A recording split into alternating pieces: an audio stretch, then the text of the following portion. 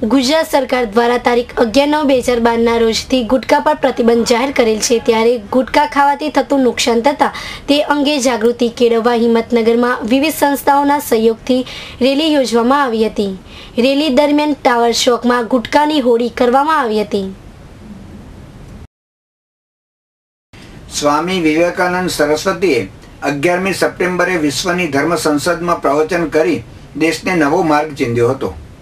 આ શુભ પ્રસંગને ધ્યાનમાં રાખી સાબરકાંઠા જિલ્લા પંચાયતના ટોબેકો કંટ્રોલ સેલના નોડલ ઓફિસર ડૉક્ટર અરુણસિંહ ભાટી, ભારત સ્કાઉટ સંઘ તથા ગાયત્રી પરિવાર સંસ્થાના સહયોગથી ગુટખા મુક્ત ગુજરાત અભિયાન અંતર્ગત રેલીનું આયોજન કરવામાં આવ્યું હતું.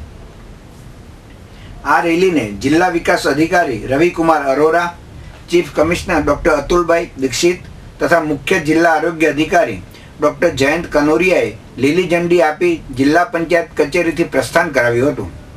ડૉક્ટર અરુણસિંહ ભાટીના માર્ગદર્શન હેઠળ રેલી ટાવર ચોક, નવા બજાર, જૂના બજાર થઈ કલેક્ટર કચેરી પહોંચી હતી.